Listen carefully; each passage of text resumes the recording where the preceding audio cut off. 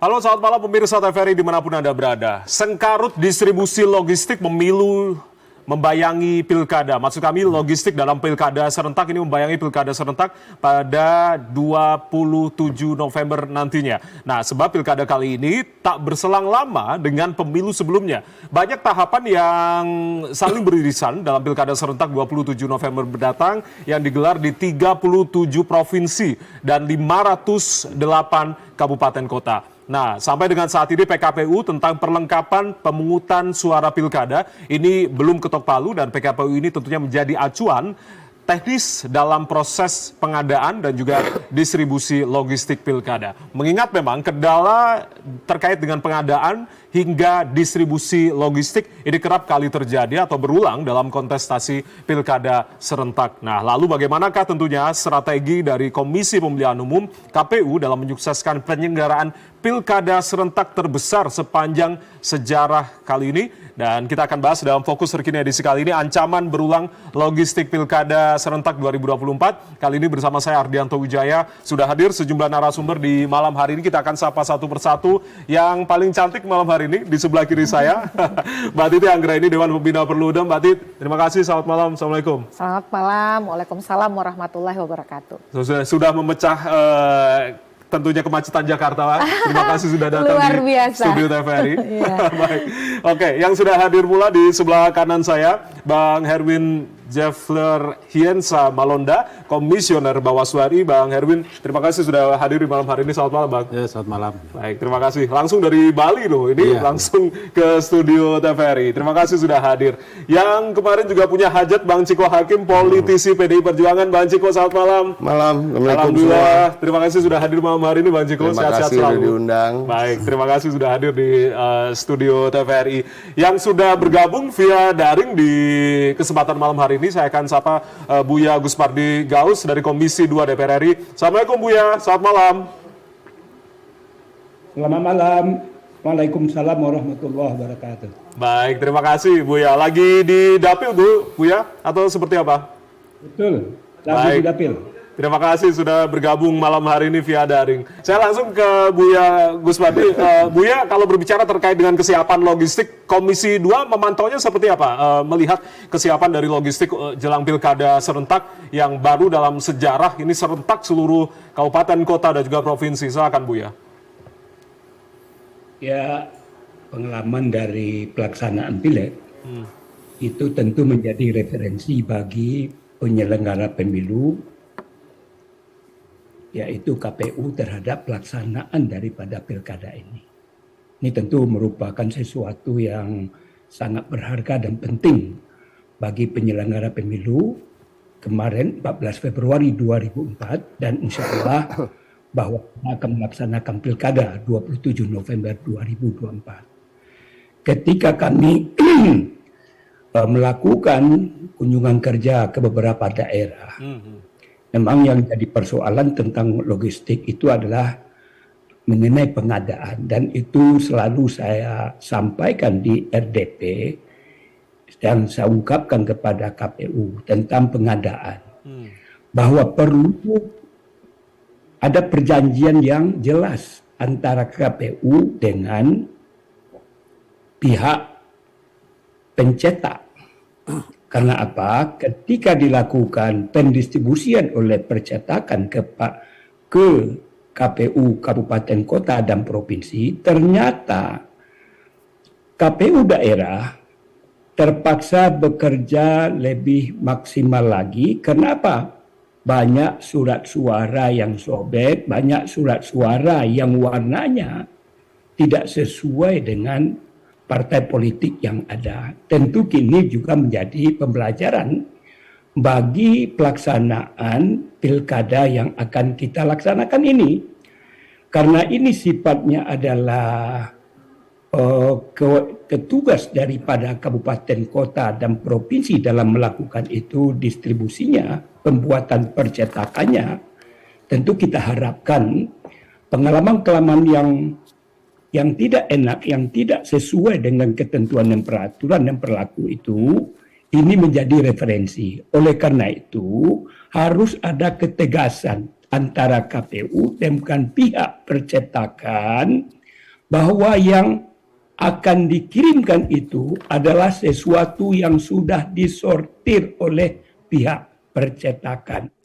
Apakah pertama adalah karena sobek, kedua warna atau foto yang tidak sesuai, dan juga berbedanya, ini yang paling berat ini, yang dibuat adalah untuk Kabupaten A, yang dikirim adalah untuk Kabupaten B. Ini adalah sesuatu yang sangat signifikan kesalahan pendistribusian itu. Nah, oleh karena itu tentu kita berharap pengalaman lama ini menjadi referensi, mengurangi sesuatu yang tidak sesuai kita harapkan. Itu yang pertama. Yang kedua adalah berkaitan tentang pemetaan, yaitu peta geografis. Ini juga perlu disikapi oleh KPU. Kan ada koordinasi terutama pemilihan gubernur dan lain sebagainya itu. Ada namanya daerah terluar, ada namanya pulau, dan saya sekarang ini sedang berada di Sumatera Barat. Ternyata pelaksanaan DPD kemarin ini, PSU itu di Pulau Mentawai, satu-satunya daerah yang di luar daripada darat, ini ternyata memang terjadi keterlambatan. Nah, persoalan-persoalan itulah yang perlu disikapi oleh KPU berdasarkan pengalaman 9 Desember 2020 kita melaksanakan pemilu kada, itu dianggap sukses karena berada pada kondisi pandemi COVID. Nah, oleh karena itu tentu kita harapkan setelah ada Pilkada 9 Desember, kemudian ada pemilu 14 Februari kemarin, tentu ini menjadi referensi bagi KPU, kabupaten kota, dan provinsi. Ini adalah pertama pelaksanaan daripada pemilu kada. Tadi sudah dikatakan jumlahnya adalah 37 provinsi, 508 kabupaten kota.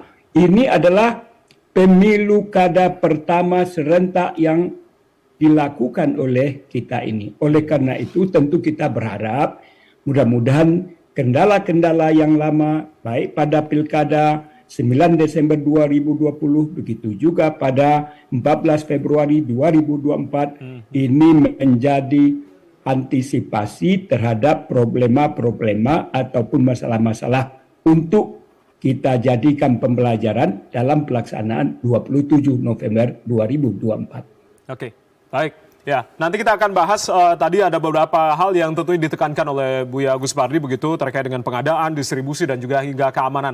Usai jeda kita akan masih berbicara terkait dengan kesiapan dari logistik Pilkada 2024. Tetaplah bersama kami di Fokus Terkini TVRI, kami kembali saat lagi.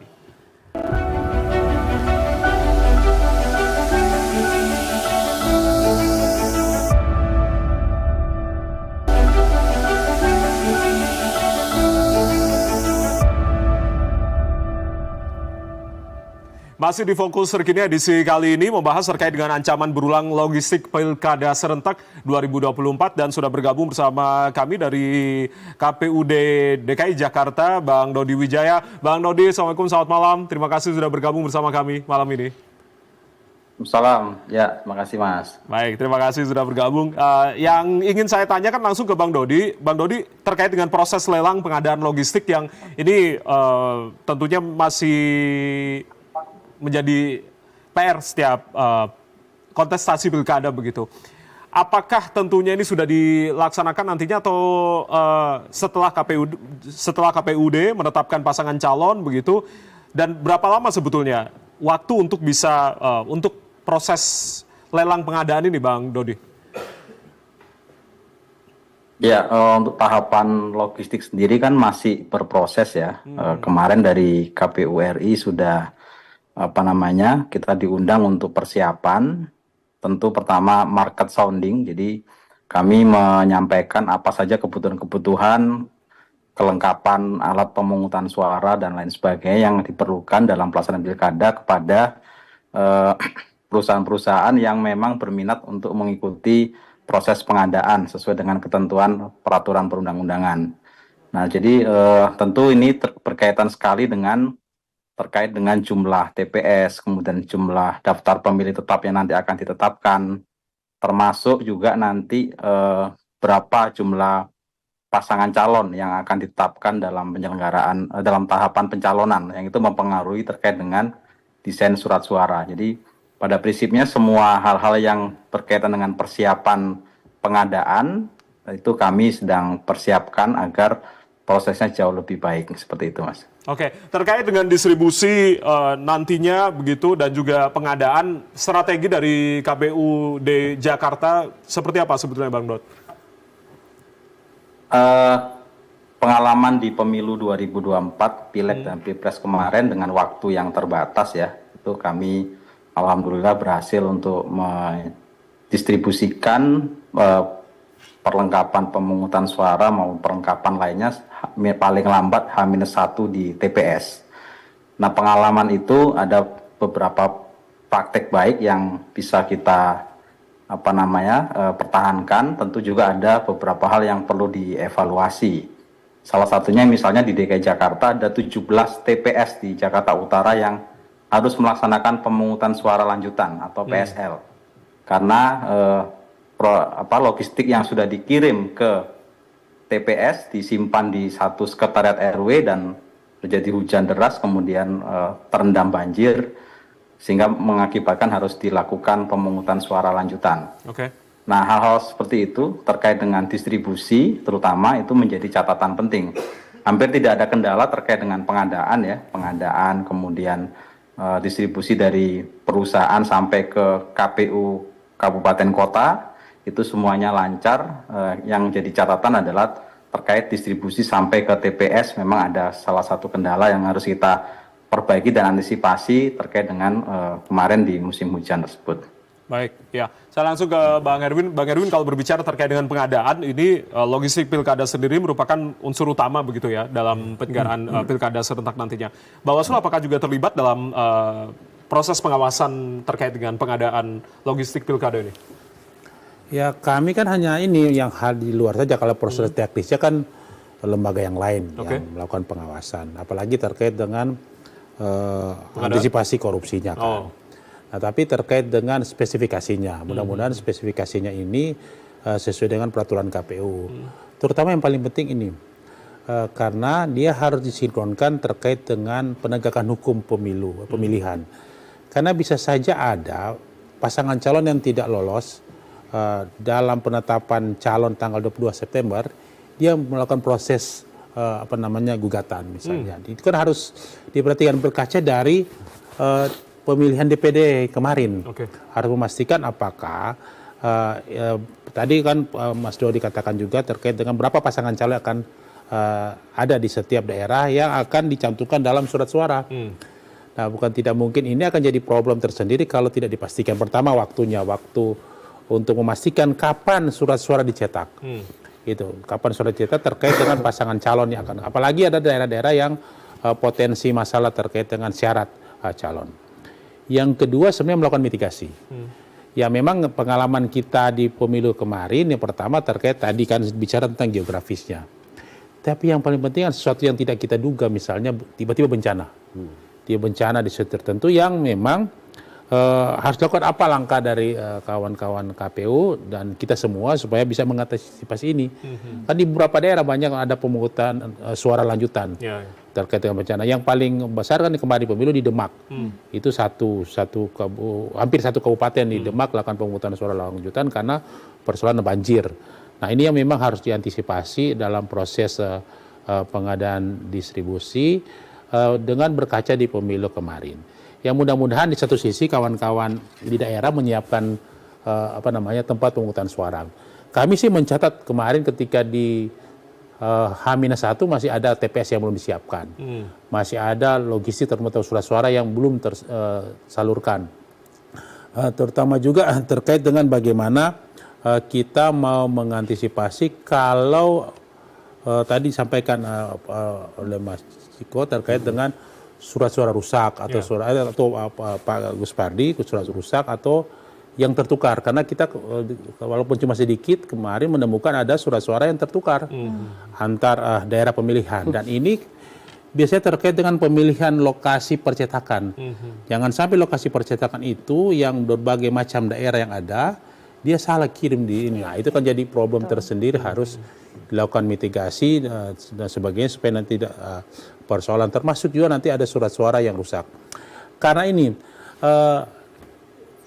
pemilihan sekarang kan yang diutamakan fotonya. Ya. Nah, yang kemarin kan dampak yang ada kalau fotonya kabur bisa diprotes oleh pasangan calon, kan bisa berpengaruh katanya terkait dengan apakah terkait dengan keterpilihan yang bersangkutan. Nah, ini yang memang harus benar-benar dikomunikasikan kepada peserta pemilihan sebelum pelaksanaan dan dilakukan jauh hari sebelum hari pemungutan suara.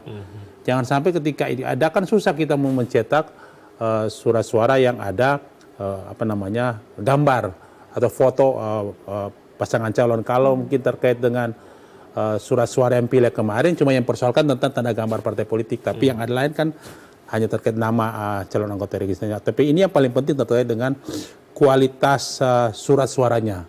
Surat suara yang bisa saya mempengaruhi, jangan sampai terjadi ada pasangan calon gambarnya bagus, ada pasangan calon yang lain gambarnya tidak bagus. Nah, ini yang bisa jadi soal di konhari, terutama aja yang saya kembali tadi yang memastikan berapa sih sebenarnya di setiap daerah pasangan calon yang benar-benar akan masuk dalam kontestasi di pemungutan suara nanti, supaya ini berpengaruh di surat suara. Karena kita punya pengalaman di DPD yang memang harus ada berulang lagi pemungutan suaranya yang karena terkait dengan ada pasangan calon yang ada peserta pemilu yang tidak akomodir, tetapi dia bisa melakukan gugatan di MK dan dia disetujui dan dapat PSU. Itu yang tadi juga sempat menjadi catatan, setidaknya dari Buya Agus Pardi tadi menekankan sebelum nantinya didistribusikan sudah harus ada komitmen antara percetakan dan juga KPU untuk kemudian juga memudahkan begitu sebelum nanti akan disortir ulang begitu. Saya langsung ke Mbak Titi. Mbak Titi, ini kan bicara pengadaan begitu, mekanisme dari pengadaan ini menggunakan e-katalog kan ya, dan sudah menjamin transparansi dan juga akuntabilitas penyelenggaraan pilkada belum? Kira-kira? Iya. Penggunaan e-katalog itu kan akhirnya berdampak pada yang menang tender itu tidak bisa dipastikan di satu lokasi yang sama. Jadi makanya tadi seperti cerita DKI Jakarta 2017, pilkadanya di Jakarta, yang menang tendernya di Makassar.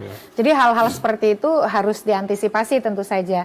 Tapi yang paling penting nih kita ngomongin logistik, sementara syarat usia calonnya saja, itu belum ada. Gitu. Bagaimana Mbak Titi terkait dengan ini? Mbak Titi udah ketawa juga nih.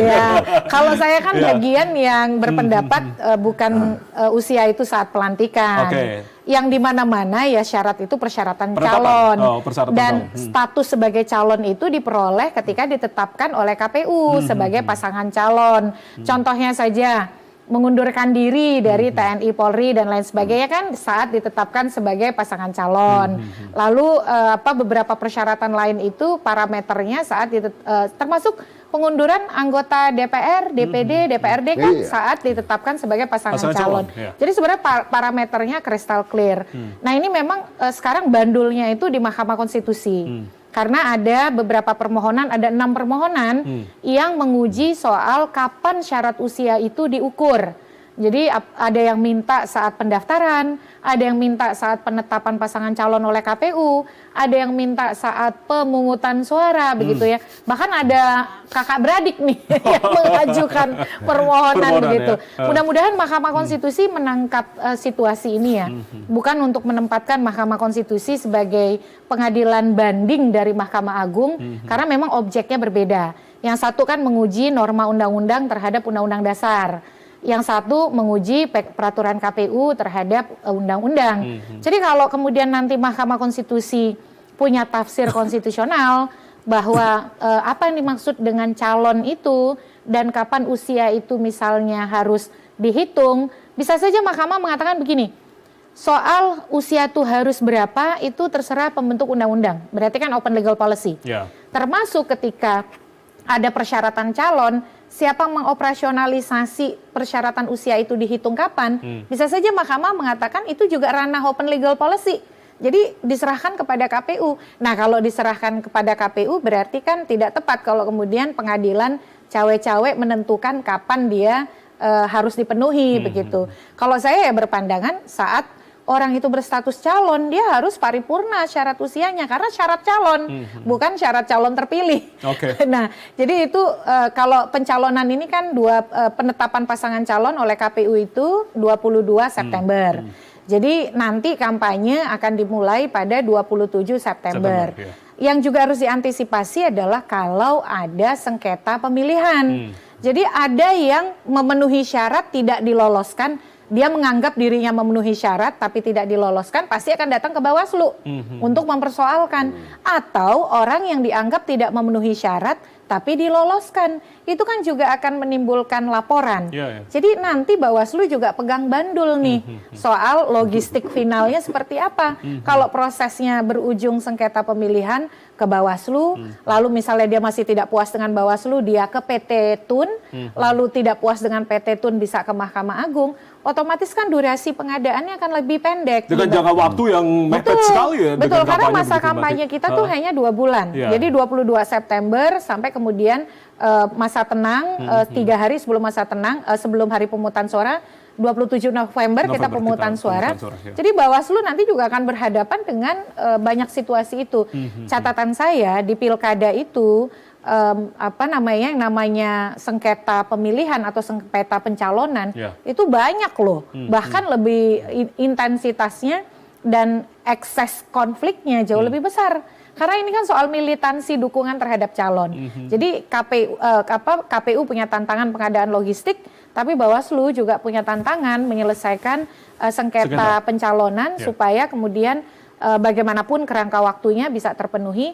Karena kalau di Undang-Undang Pilkada, segala macam sengketa yang berdampak pada pencalonan dan calon itu harus berakhir 30 hari sebelum hari pemungutan suara. Jadi sudah ada deadline-nya nih. Mudah-mudahan semuanya bisa terpenuhi deadline-nya. Sebelum nanti saya tanyakan ke Bang Erwin, tapi saya penasaran ke Bang Ciko terkait dengan persyaratan usia calon begitu. Apa yang tentunya menanggapi hal ini? Ya, itu penting. Kita tunggu dulu, mancing-mancing aja sih. Kita kan nggak mau sampai itu belakangan. Tapi itu penting tadi terkait dengan logistiknya tentunya kan. Tentu kalau terkait dengan pasangan calon usianya tadi kan, jadi kan banyak nih anak-anak muda nih dalam tanda kutip ya, banyak ya yang ingin mencalonkan diri yang usianya cuma beda-beda berapa bulan gitu dari persyaratan yang ada gitu. Nah, tapi pada prinsipnya itu sangat penting tadi terkait dengan kapan dia mencetak kertas suaranya.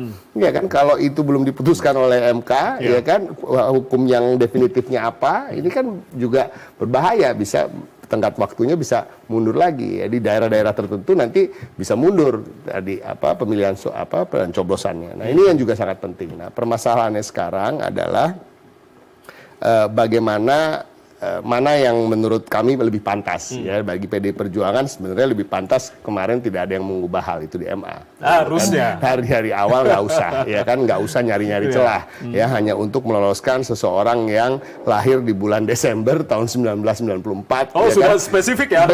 Spesifik karena pelantikannya itu kan nanti Januari gitu kan. Ini kan sangat spesifik gitu. Jadi ini hal yang kita sama-sama ketahui, dan ini salah satu lagi yang terjadi lagi cacat dalam proses demokrasi di Indonesia akhir-akhir ini salah satunya. Nah, kembali lagi tadi kalau bicara soal mana yang lebih pantas, ya saya rasa sama tadi benchmarknya adalah ketika penetapan calon, ya kan, seperti juga tadi anggota DPR harus mundur ketika sudah ditetapkan jadi calon, begitu juga anggota aktif dari TNI maupun Polri. Saya rasa itu yang paling pas. Baik, itu tanggapan dari Bang Ciko sendiri. Jadi itu tadi, dan itu terkait dengan jadwal tadi. Jadi nggak mengganggu jadwal percetakan, ya kan? Ini kan mengganggu, akhirnya nih saya berada di sini jadi tahu itu pun akan mengganggu ini semua, supply chain-nya segala akan terganggu. Baik, saya langsung minta tanggapan terkait dengan hal ini. Buya Guspardi masih tersambung ya, Buya. Sebelum nanti saya akan ke Bang Erwin. Buya, artinya terkait dengan tadi sorotan terkait dengan pencalonan syarat usia dari calon kepala daerah. Bagaimana Komisi 2 menanggapi hal ini? Ya, sampai sekarang kami kan belum melakukan RDP dengan KPU berkaitan tentang persyaratan calon yang ditetapkan oleh Mahkamah Agung. Saya pribadi memang sudah menyampaikan kepada KPU agar setiap terjadinya regulasi, apakah akibat daripada keputusan Mahkamah Agung ataupun keputusan Mahkamah Konstitusi, terjadi perubahan daripada regulasi yang sudah kita tetapkan dalam PKPU, harusnya kan persoalan itu disampaikan kembali, dilakukan revisi PKPU. Untuk melakukan revisi PKPU itu, menurut aturan adalah setiap pembuatan perevisian PKPU harus dikonsultasikan ke DPR, dalam hal ini adalah Komisi 2. Sampai detik ini saya juga sudah kami di Komisi 2 dan kami punya grup komisi juga mempertanyakan persoalan itu. Kenapa? Karena KPU sampai detik ini dia akan minta supaya konsultasinya tertulis. Saya sudah hampir 5 tahun di Komisi 2 itu tidak pernah beranjak dari Komisi 2. Ini apakah arti daripada konsultasi itu apa? Kemudian kalaulah seandainya bisa kita jadikan kontensi, yang namanya konsultasi itu adalah di mana KPU, Bawaslu membuat atau merevisi PKPU ataupun peraturan Bawaslu, menyampaikan draftnya kepada Komisi 2, lalu kita melakukan dialog. Dari dialog itu terjadi perbedaan pendapat, kemudian ada tanggapan dan lain sebagainya. Terakhir adanya kesimpulan bahwa kita menerima atau memberikan semacam saran dan pendapat terhadap apa yang diusulkan itu. Jadi artinya yang ingin saya sampaikan adalah konsultasi tertulis itu adalah sesuatu yang tidak lazim, dan selama ini kami di Komisi 2 kalau melakukan perevisian dan pembuatan terhadap PKPU dan peraturan Bawaslu harus melalui RDP dengan Komisi 2 dan juga dihadiri oleh Kementerian Dalam Negeri beserta Bawaslu dan DKPP. Baik. Ya, ini persoalan lain ya kalau bicara terkait dengan syarat usia, dan masih menunggu nanti kita seperti apa begitu dinamika yang masih tersedaji. Tapi yang paling penting tadi Mbak Titi menyoroti terkait dengan potensi sengketa dari Bawaslu yang nanti akan ditangani. Tanggapan Anda, Bang Herbi? Ya, kan tugas Bawaslu yang memang memastikan apakah peserta pemilihan ini sesuai dengan ketentuan. Termasuk ya sudah, kita kan tidak bisa menolak perkara. Permohonan yang bagi para pihak yang merasa dirugikan dengan keputusan KPU. Nah, dalam konteks ini sebenarnya kita lagi mempersiapkan jajaran kita. Sambil ya memang melakukan prediksi waktu. Karena tadi kan Titi katakan 30 hari sebelum hari H, sebenarnya proses sudah berhenti supaya nanti memastikan tadi itu bisa terkait dengan logistiknya, surat suara dicetak. Sebenarnya kawan-kawan KPU punya waktu untuk melakukan proses percetakan sambil dengan terkait dengan distribusi. Ya mudah-mudahan dengan waktu misalnya batasnya 22 September penetapan pasangan calon, kemudian 3 hari kemudian itu proses pelaporan atau permohonan ke Bawaslu, dalam kurun waktu 12 hari kita melakukan proses ini. Ya memang itu kita akan lakukan, cuma yang tidak bisa diprediksi ini sebenarnya di lembaga lain, lembaga peradilan, di PT Tun dan di Mahkamah Agung. Nantinya, itu yang memang di luar ranah kami. Tapi kalau kami berupaya memastikan kalau bisa ya sebelum 12 hari kita sudah selesaikan prosesnya, karena kita sudah pernah melakukan itu di pemilu. Pemilu yang kemarin kan dipercepat waktunya karena hanya 45 hari proses kampanye yang beririsan dengan nantinya persoalan kapan percetakan surat suara dan terkait juga nanti kepada pemungutan hitungan suara. Itu kita akan pastikan. Termasuk juga begini, bukan cuma sekedar tadi Mbak Titi tentang syarat usia. Kita kan selama ini lagi melakukan proses terkait dengan syarat calon yang lain harus mengundurkan diri. Syarat calon yang lain harus mengundurkan diri, artinya? Biasanya mengundurkan diri dari anggota TNI Polri dan lembaga-lembaga negara yang bersumber dari keuangan. Ini yang kan Bawaslu kan pernah memutuskan terkait dengan DPD di Jawa Timur. Karena hanya terbukti yang bersangkutan masih anggota lembaga negara, lembaga yang sumber keuangannya bersumber dari APBN atau APBD. Yang ini memang harus kita rumuskan bersama supaya nantinya tadi ujungnya akan berpengaruh kepada surat suara.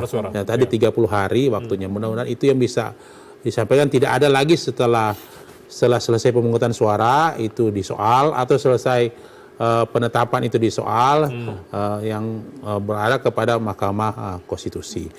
Karena kalau kita lihat kemarin kan ada beberapa catatan, misalnya karena ada persoalan-persoalan terkait dengan ini, misalnya keterwakilan perempuan kan bagian dari ini undang pemilu, tapi di pilkada kan tidak masuk itu. Tapi yang paling penting sebenarnya tadi ada yang memang akhirnya terbukti dia belum menjalani 5 tahun proses pidananya, itu sehingga dilakukan proses pemungutan suara ulang karena memang tidak memenuhi syarat secara administratif. Mudah-mudahan informasi ini bisa tersampaikan, publik mengetahui dan memberi informasi kepada Bawaslu.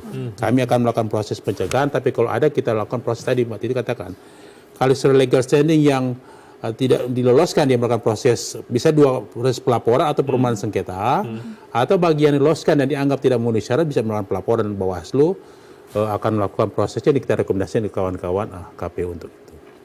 Baik. Nanti usai jeda saya akan tanyakan kesiapan juga KPUD Jakarta juga ke Bang Doni, karena pilkada ini tetap menggunakan Sirekap begitu. Ini juga masih pro kontra juga, apakah ini juga digunakan, karena banyak suara juga, banyak masukan juga agar Sirekap tidak digunakan lagi dalam pilkada, dan bagaimana sebetulnya secara teknis, secara sistem Sirekap ini, apakah juga sudah ada perbaikan dari pemilu 2024 sebelumnya. Saya langsung ke Bang Dodi kembali. Bang Dod, kalau berbicara terkait dengan penggunaan Sirekap, KPU sudah memutuskan bahwa saya tetap menggunakan Sirekap dalam pilkada serentak 2024 ini. Apakah tentunya sudah ada perbaikan sistem Sirekap ini dari pemilu 2024, Bang Dodi? Iya, tentu sebenarnya penggunaan Sirekap ini sebagai satu sistem informasi untuk rekapitulasi dan penghitungan perolehan suara ini sangat bagus ya. Satu dari sisi transparansi publik. Jadi hasil pemilu ataupun nanti pemilihan itu segera bisa diketahui orang begitu diupload oleh KPPS. Namun memang kita sadari ada hal yang perlu ditingkatkan dalam pemilu 2024 kemarin, yaitu tidak adanya proses validasi. Begitu KPPS mengunggah, dia pakai teknologi UCR dan OMR. Begitu ada kesalahan penulisan itu langsung terunggah gitu, sehingga misalnya tertulis angkanya XX8, itu kan maknanya hanya 8 suara, tapi oleh sistem terbaca menjadi 888, sehingga suaranya menjadi sangat tinggi. Nah ini belum ada sistem validasinya. Tentu kalau boleh memberikan masukan, karena ini adalah ranah dari KPU RI ya, untuk desain maupun sistem dan perangkatnya, itu tentu ada proses validasi terhadap data yang diunggah maupun diinput oleh KPPS. Sehingga kalau ada yang sifatnya anomali, sistem bisa mendeteksi dan ada petugas yang melakukan validasi. Sehingga kalau angkanya tidak normal, itu tidak bisa atau tidak dipublish terlebih dahulu, tapi dilakukan kurasi.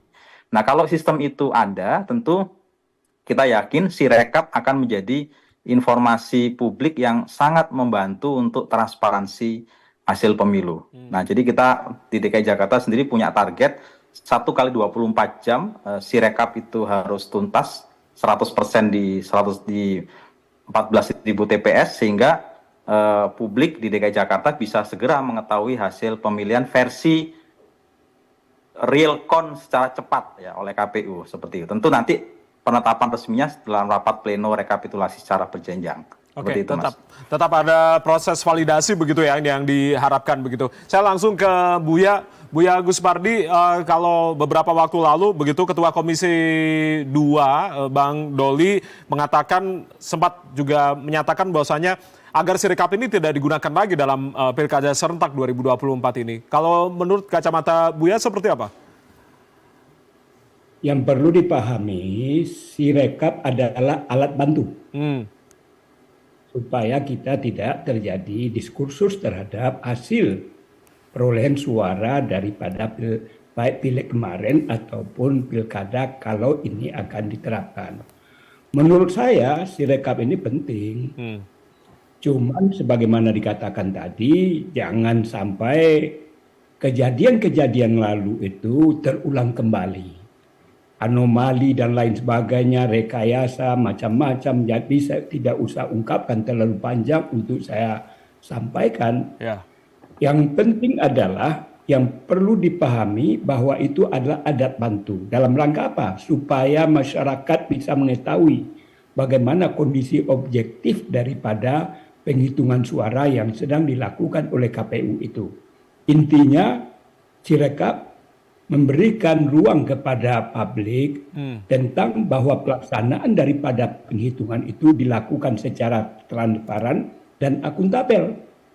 Untuk validasi, untuk dijadikan sebagai tolok ukur daripada bagaimana betul jumlah suara yang pas itu tentu adalah hasil manual yang dihitung oleh KPU itu. Jadi ini hanya sekedar alat bantu. Bagi saya secara pribadi ini tidak menjadi persoalan. Kenapa ketua kami Komisi 2 menyatakan tidak perlu adanya Sirekap? Karena persoalan itu memang sesuatu yang memilukan dan memalukan.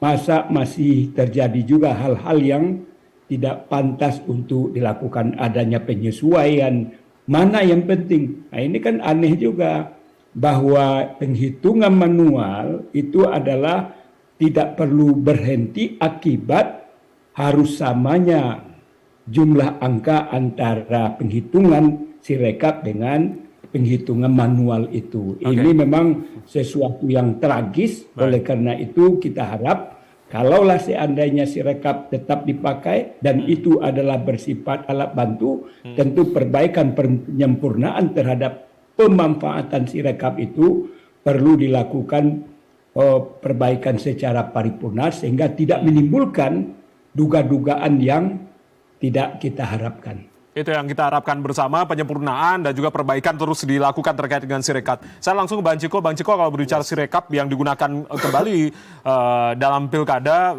pada pilpres yang sempat menjadi sorotan terkait dengan penggabungan suara begitu. Nah, apa yang kemudian tentunya menjadi kekhawatiran dari partai politik dalam hal ini PDI Perjuangan begitu terkait dengan penggunaan Sirekap dalam pilkada serentak ini? Tentunya ya itu tadi, selalu kita khawatir, dan bukan hanya PDI Perjuangan, saya rasa partai-partai politik lain dan juga masyarakat ya, kalau terjadi intervensi dalam tanda kutip terhadap hal-hal yang sifatnya terkait dengan teknologi informasi ya kan, dan karena ini bisa dimanipulasi dan kita tahu tidak sesulit itu memanipulasi hal-hal yang terkait dengan teknologi informasi, apalagi kalau memang pengelolanya adalah bisa intervensi oleh kekuasaan. Dan ini yang memang menjadi permasalahan gitu. Kalau kita bicara soal teknis, saya rasa nggak sesulit itu untuk memperbaikinya secara paripurna tadi disampaikan oleh Buya ya gitu ya. Kan ini hal yang bukan sesuatu yang baru kok. Ya kan, hal-hal yang sifatnya menghitung, melakukan IT, itu kan bukan sesuatu yang baru. Banyak sudah digunakan oleh institusi-institusi lain yang mungkin juga gelarannya lebih besar dari sekedar hanya pilkada. Apalagi pilkada ini kan sekarang sudah terjadi desentralisasi, jadi tidak akan terjadi penghitungan-penghitungan suara yang sifatnya nasional gitu. Penghitungan suaranya sektoral, kita bicara soal setiap daerah itu berbeda-beda. Nah, jadi hal-hal ini sebenarnya yang ditakuti kita adalah tadi profesionalisme, soal korupsi, ya kan, soal intimidasi dan lain-lain. Hal-hal yang sifatnya non teknikal sebenarnya, yang kita harap ke depan memang ada semangat untuk memperbaiki demokrasi kita di jalur yang kembali benar. Ya, karena kan bukan hanya partai politik yang dirugikan, tapi juga konstituen calon yang Anda usung. Bagaimana orang gitu ya. Gini aja, simpelnya bagaimana caranya setiap vote itu counts gitu. Setiap pilihan itu terhitung satu pilihan, gitu. Tidak dikurangi dan tidak dilebihkan. Itu aja. Oke, saya langsung ke Mbak Titi. Mbak Titi, penggunaan Sirekap ini kan juga tadi sebagai alat bantu. Sebetulnya seharusnya mempermudah pilkada nantinya dan juga sekaligus kadang juga menimbulkan polemik, terjadi manipulasi suara begitu. Nah, Perludem menanggapi hal ini? Kita kembali ke aturan hukum dulu.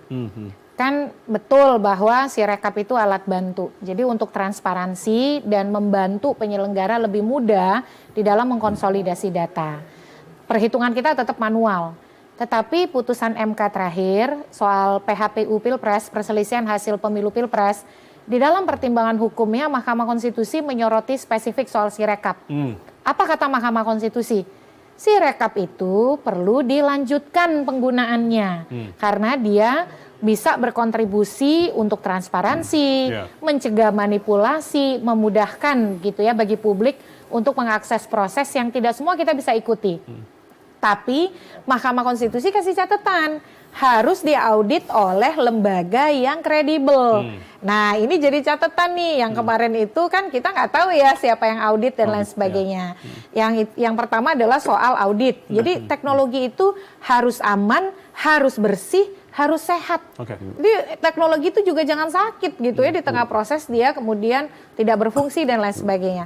Nah, jadi audit itu jadi penting. Yang kedua adalah soal siapa yang mengoperasikan. Jadi MK juga menekankan selama suatu teknologi itu masih dioperasikan oleh manusia, yang namanya manusia, itu rentan untuk kemudian menyimpang dan dimanipulasi. Ini jangan sampai kemudian... Jangan-jangan dia sehat, dibikin nggak sehat. Kan itu masalahnya, itu menurut saya. Nah, jadi betul, transparansi Sirekap itu jangan hanya di ujungnya, tapi bisnis prosesnya juga kita harus tahu, begitu ya. Bawaslu-nya juga harus dikasih tahu, auditnya oleh siapa. Dan jangan sampai ada kecurigaan soal orang-orang yang berada di belakangnya. Misalnya dugaan bahwa orangnya, karena ini kan melibatkan pihak eksternal, orangnya partisan dan lain sebagainya. Jadi intinya sih kalau mau transparan itu ya jangan di ujungnya saja. Dari awal kita juga harus tahu, termasuk soal mengapa sistem itu yang dipilih. Lalu pemilihan sistemnya jangan, oh kami nggak tahu tuh semuanya yang kelola pihak sana. Karena yang menyelenggarakan pemilu itu ya KPU. Jadi dia harus ada di depan dalam menjelaskan gitu. Makanya awal-awal Filipina menggunakan electronic counting machine, namanya ECM ya, yang menghitung lembaran surat suara itu jadi isu karena kenapa? Ketika menjelaskan sesuatu, yang menjelaskan tuh vendor, bukan KPU-nya, bukan Komeleknya. Sebab penyelenggara itu adalah KPU, jadi harusnya KPU yang di depan, bukan vendor gitu. Jangan kalah pinter sama vendor. Ini jadi catatan juga nih soal Sirekap. Dia dibutuhkan, tapi KPU harus serius menyiapkan. Oke, baik. Catatan Bawaslu, Bang Irmi? Ya, terkait dengan Sirekap? Sirekap kan bagi Bawaslu kan alat bantu untuk perbandingan. Dengan hasil pengawasan kami. Misalnya kan awal-awal ketika dia di-upload, kami kan punya hasil pengawasan di TPS. Kita lakukan perbandingan apakah memang ada perubahan hasil pengawasan Bawaslu dengan data yang diunggah oleh KPU di Sirekap. Nah ini jadi informasi awal bagi Bawaslu sebenarnya. Karena setelah itu kan ada rekapitulasi di tingkat PPK secara manual. Bisa saja ketika ada perbedaan ini, kegiatan Bawaslu disampaikan ke rekap PPK atau terakhir di rekap KPU Kabupaten Kota untuk penetapan hasil misalnya di Bupati Wali Kota. Kalau memang ada perbedaan, nah itu memang kita akan sama-sama. Bisa saja kan ada rekomendasi.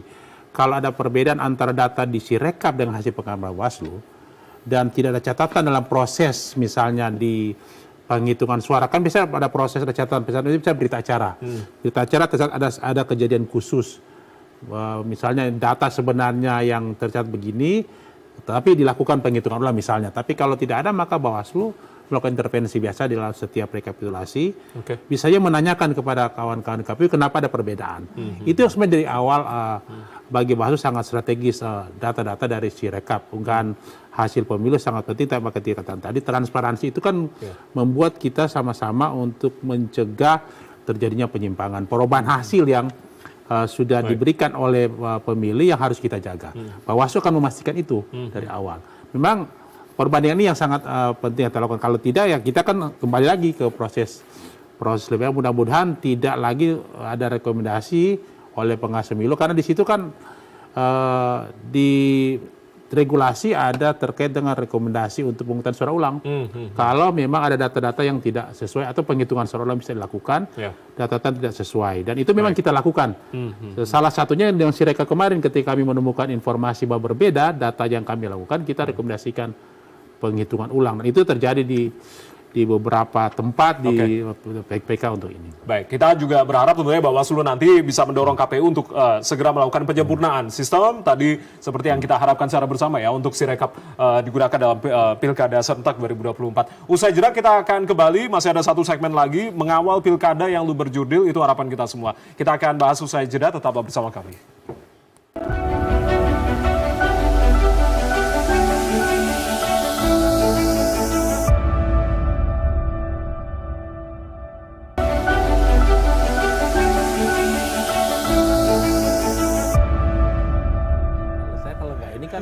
Oke, kita masih di Fokus Terkini TVRI. Diskusi kita masih seru ya di malam hari ini, Bapak-Bapak, Ibu-Ibu. Kita langsung tanyakan ke Bang Dodi lagi. Bang Dod, kalau berbicara terkait dengan pengadaan logistik pilkada yang tidak kalah penting ini kan terkait dengan pemutakhiran data pemilih begitu, yang sejauh mana proses pencocokan dan juga penelitian atau coklit ini sudah dilakukan oleh para pantarli di kawasan Jakarta, Bang Dodi? Ya, proses tahapan pemutakhiran data pemilih sudah berlangsung, tahapan pencocokan dan penelitian ya, coklit, dan sudah 100%. Saat ini sedang dalam tahapan penyusunan daftar pemilih sementara. Untuk menyempurnakan itu, kami sekarang sedang menggelar rapat koordinasi dengan semua KPU Kabupaten Kota untuk mensinkronkan atau mentabrakan data ganda.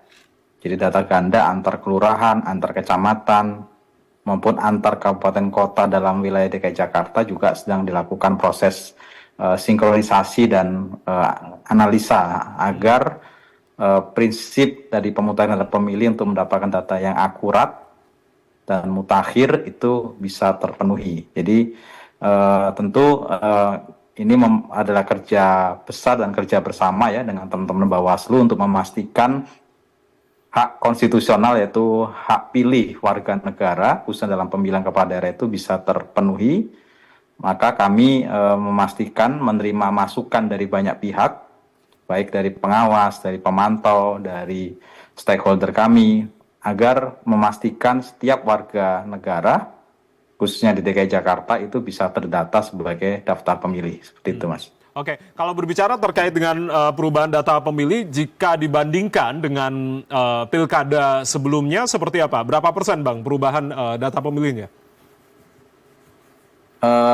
Kenaikan data pemilih itu pasti ya, karena terkait dengan penambahan jumlah penduduk, dan tentu untuk DKI Jakarta sendiri catatannya adalah tingkat migrasi penduduk ini kan sangat tinggi ya. Nah ini tentu menjadi catatan bagi kami. Jadi kalau kita kita sebut istilahnya lampit ya, lahir, mati, pindah, itu data itu sangat besar, dan ini kami dapat update data dari Dukcapil melalui KPU RI. Data itu terus kami gunakan sebagai data untuk melakukan penyandingan. Jadi data yang tidak memenuhi syarat karena meninggal dunia, karena sudah pindah keluar Jakarta misalnya, itu tentu kami akan lakukan pemutakhiran. Nah dalam hal nanti pada saat penyusunan daftar pemilih sementara, kami akan umumkan kepada publik, pada masyarakat ya, untuk mendapatkan masukan. Barangkali masih ada yang belum terdata, dan itu ada kesempatan untuk melakukan updating atau perbaikan daftar pemilih sementara. Seperti itu, Mas. Baik, saya langsung, ini yang kita tampilkan adalah 3 klaster pelanggaran coklit pada Pilkada Serentak 2024. Bang Erwin, artinya Bawaslu mendapati sejumlah pelanggaran yang dilakukan Pantarlih terkait dengan coklit. Bagaimana dengan temuan-temuan yang sudah dikumpulkan saat ini? Ya itu ya, kemarin kan sudah publish hasil pengawasan Bawaslu tentang coklit. Masih banyak ditemukan. Pertama kan yang kami sampaikan bahwa proses-proses coklit itu ada yang tidak dilakukan secara langsung oleh kawan-kawan Pantarlih. Ya. Itu dilakukan oleh orang lain atau tidak sama sekali dilakukan coklit, tetapi dilakukan tempel stiker. Nah, yang memang itu jadi catatan penting bagi kita bersama. Kita sudah sampaikan rekomendasi ke kawan-kawan KPU. Ini memang ada beberapa yang dari temuan Bawaslu direkomendasikan ditindaklanjuti oleh kawan-kawan KPU. Malah ada yang coklit dilakukan lagi untuk memastikan supaya prosedur itu dilakukan oleh kawan-kawan KPU yang nantinya tidak akan bermasalah di kemudian hari. Karena begini, proses door to door itu dari pintu ke pintu mengunjungi orang itu wajib harus dilakukan oleh Pantarlih untuk memastikan apakah dia memenuhi syarat atau tidak. Terutama tadi ini juga untuk terkait dengan disabilitas. Kita harus pastikan juga bahwa bagi penyandang disabilitas ini kan juga berhak untuk memilih. Yeah. Untuk memastikan terkait nanti akan mengarah kepada juga surat suaranya terkait penyediaan TPS. Template ya. Template-nya harus disiapkan. kalau terkait dengan disabilitas tunanetra, tapi disabilitas terkait fisik kan penyediaan TPS harus aksesibel, karena jangan sampai justru ada naik gunung atau turun gunung yang menyulitkan saudara-saudara kita demikian untuk menggunakan hak pilih. Dan itu diperlukan untuk mengunjungi langsung supaya memastikan apakah benar pemilih yang akan didaftarkan, pertama dia memenuhi syarat, atau yang kedua memenuhi syarat tapi ada hal tertentu, termasuk juga begini. Bisa saja ada daftar pemilih yang jadikan bahan oleh kawan-kawan Pantarlih melakukan proses coklit, itu ketika ditemui tidak masuk dalam daftar pemilih. Terutama dalam kondisi tadi ada imigrasi. Apakah imigrasi karena persoalan ekonomi? Tapi yang paling penting terkait dengan migrasi terkait dengan ini. Yang sementara dipersoalkan bencana alam. Misalnya bencana alam di Sulawesi Utara ada gunung ruang yang di satu kabupaten di pulau itu sudah pindah di kabupaten kota yang bersangkutan. Kemudian yang berikut terkait dengan penyediaan, kan ada kebijakan KPU terakhir di pemilu 2024 yang lalu, itu ada TPS di lokasi khusus. Yang selama ini kan kita lakukan TPS-TPS yang berdekatan dengan TPS yang normal. Tapi ada lokasi misalnya di lembaga pemasyarakatan. Yang mereka punya hak itu memastikan apakah sudah bisa memilih atau tidak. Terutama ini, kan dia terkait dengan logistiknya. Karena dia kan dinamis orang yang keluar masuk, malah kalau kita lihat perkembangannya, itu daftar sekarang misalnya di LPS itu ada 200, menjelang hari ini meningkat.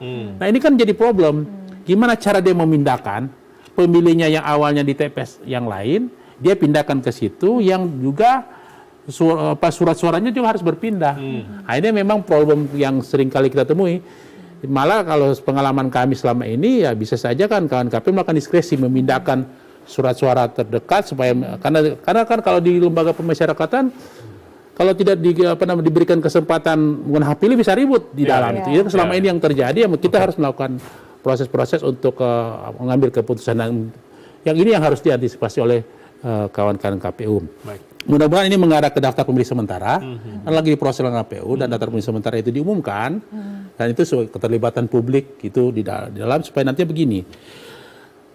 Pemutahiran daftar pemilih adalah tahapan yang paling panjang dalam pemilu dan pemilihan. Dia sampai pada hari H masih bisa diproses. Tetapi yang masalah terjadi dua hal. Dia itu senyap di awal. Nggak ada yang memprotes, paling hanya ribut-ribut kami sendiri Bawaslu meribut dalam kategori ya kita memberikan informasi ada problem-problem. Tetapi partai politik kemudian pasangan calon tidak terlalu mempersoalkan biasanya ini. Nanti misalnya menjelang hari H atau pada saat setelah penghitungan saja jadi ribut. Ini kenapa tidak terjadi? Jadi sumber masalah dan bisa saja jadi objek, bisa jadi materi gugatan di MK dan bisa mengakibatkan pemungutan suara ulang. Dulu di Kabupaten Muna ada 2 kali pemungutan suara ulang di MK karena terkait pemilihan tidak memenuhi syarat. Mudah-mudahan ini dilakukan dari awal, ada keterlibatan publik, termasuk juga ya kita mengimbau kepada partai politik, Bang Ciko dan kawan-kawan itu terlibat memantau sendiri prosesnya. Nanti aksesnya kami minta kepada KPU berikan kepada partai politik Bawaslu dengan catatan mungkin karena tadi perlindungan data pribadi itu ditutup karena persoalan terkait dengan privasi seseorang. Dan ini yang memang harus ada keterlibatan supaya nanti data pemilih yang tidak jadi masalah di akhir setelah ini.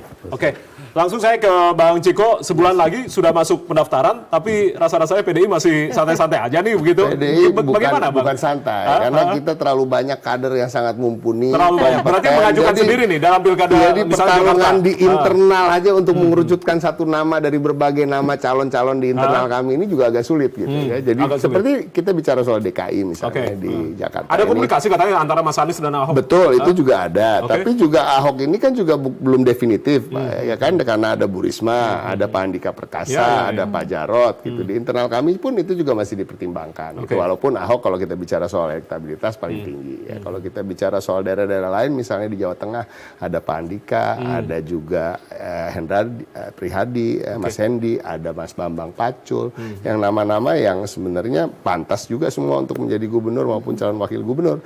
Di Jawa Tengah, ada di Jawa Timur, ada Bu Risma, ya di Sumut juga lagi seru ya, karena kita juga dekat dengan Pak Edi Rahmayadi, namun juga ada Pak Nixon Nababan, ada Sofyan Tan, ada beberapa nama juga di internal yang kita juga anggap mampu juga untuk memimpin. Jadi singkat saja kesiapannya. Kesiapannya sebenarnya gini. Ibu mengumumkan atau? Itu pasti ya. Di daerah-daerah tertentu ya khususnya ya. Kalau kita bicara daerah-daerah yang strategis, yang besar seperti Jawa Timur, Jawa Tengah, DKI itu udah pastinya akan menjadi hak prerogatif Ibu untuk menentukan. Tapi daerah-daerah lain DPP, tapi kami udah membuat tenggat waktu paling lama pertengahan Agustus lah. Oke, kita akan lihat dinamika yang terjadi saat ini. Sebelum saya ke Mbak Titi, saya akan ke Buya. Buya, bagaimana tentunya Komisi 2 ikut tentunya mengawal dari setiap rangkaian proses dari Pilkada serentak 2024 ini, Buya? Ya, memang ini adalah merupakan tugas, fungsi, dan wewenang daripada DPR. Setiap tahapan-tahapan itu selalu kita pantau, kita awasi bagaimana KPU, Bawaslu, dan DKPP bekerja sesuai dengan ketentuan dan peraturan yang berlaku. Kita harapkan, sebagaimana dikatakan tadi, profesionalitas adalah sesuatu keniscayaan, dan kita berharap kepada penyelenggara pemilu agar dilaksanakan pemilu itu dengan jujur, adil, langsung, umum, bebas, dan rahasia, tanpa diintervensi oleh pihak manapun. Dan juga kita harapkan TNI Polri serta ASN sebagaimana ketentuan dan peraturan yang berlaku, dia tidak boleh ikut terlibat dalam politik praktis. Oleh karena itu tentu ini harus dijaga dan dipelihara. Kita berharap bagaimana hasil daripada pilkada ini menghasilkan para pemimpin yang merupakan harapan dan keinginan daripada masyarakat, dan kita berharap pemilu ini kita harapkan juga makin lama makin berkualitas, tidak hanya prosedural dan juga tidak ada tekanan daripada pihak manapun. Baik, oke.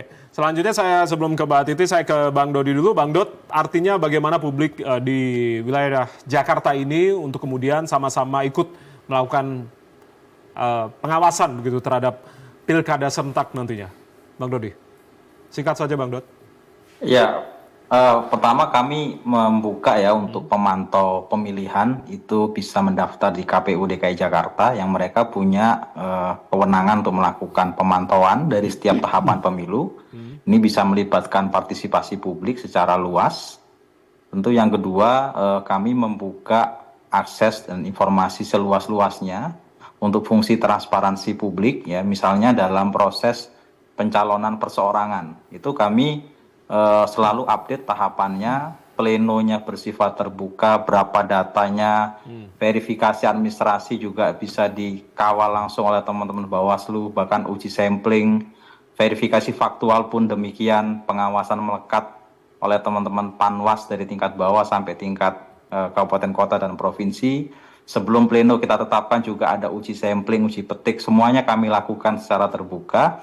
Maka kalau keterbukaan itu menjadi kunci, maka hal-hal yang tadi dikhawatirkan terkait dengan intervensi, kemudian kemandirian penyelenggara pemilu, hal itu bisa diminimalisir anasir-anasir seperti itu karena kita bekerja dengan penuh keterbukaan dan transparansi, sehingga kita berharap dengan transparansi itu intervensi-intervensi bisa kita minimalisir dan bahkan bisa kita buka kepada publik secara luas.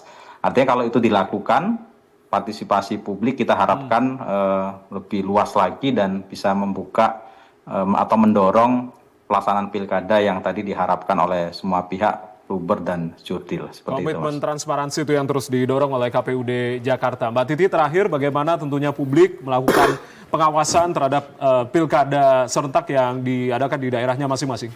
Iya, ini sesuai dengan tema kita ya, mengelola logistik pilkada supaya aman. Jadi saya barusan lihat data dari LKPP itu antara 2014 sampai 2020 ada 44 kasus korupsi pengadaan barang jasa pemilu. Nah, jadi ini juga jadi warning nih ya, supaya kita tadi lagi-lagi semua proses pilkada itu bukan hanya baik proses dan hasil, tetapi juga tidak membawa masalah hukum. Jadi soal ini teman-teman penyelenggara tuh ini jadi ujian sebenarnya mengelola logistik. Karena tadi ada desentralisasi kan ke daerah, mengelola dana yang besar begitu ya. Jadi integritas itu tentu jadi sangat penting. Yang kedua soal potensi masalah pilkada, saya kira kita sudah cukup punya petanya. Bawaslu merilis indeks kerawanan pilkada yang itu bisa juga jadi rujukan kita. Kalau saya sih berharapnya sederhana. Partai itu kasih calon terbaik untuk daerah. Jangan sampai calon tunggal. Karena kalau calon tunggal partai kita tuh ada banyak, ada 18. Kalau berujung calon tunggal, kasihan publik, kasihan pemilih begitu. Nah di saat yang sama tentu saja kepala daerah itu menentukan betul-betul masa depan kita, pelayanan publik paling dekat. Jadi jangan mudah tergoda oleh politik uang dan harus kritis begitu ya terhadap rekam jejak calon. Dan mari kita kalau menemukan pelanggaran jangan ragu-ragu melapor. Karena saya mencoba mempraktikkan itu. Jadi menemukan pelanggaran datang ke Bawaslu, ya menyita sedikit waktu, sedikit uang, tapi dampaknya saya yakini itu akan memberikan akses yang baik dalam memastikan proses pilkada yang tadi luber dan jurdil. Oke, gitu. itu yang setidaknya bisa kita lakukan sebagai publik untuk kemudian nanti mengawasi setiap rangkaian proses kurang dari 4 bulan begitu menuju 27 November maksud kami 2024 yang digelar di 37 provinsi dan juga 508 kabupaten kota. Saya ucapkan terima kasih ke Buya Agus Pardi dan juga Bang Dodi Wijaya sudah bergabung via Zoom di malam hari ini. Terima kasih Bapak-bapak, Mbak Titi, terima kasih, Bang Ciko, terima kasih, Bang Erwin, terima kasih sudah bergabung bersama kami. Salam sehat dan kita kawal terus Pilkada Serentak 2024 ini. Saya Ardianto Wijaya, mewakili teman-teman yang bertugas mengucapkan terima kasih atas kebersamaan Anda. Tetap saksikan TVRI, media pemersatu bangsa. Selamat malam, sampai jumpa.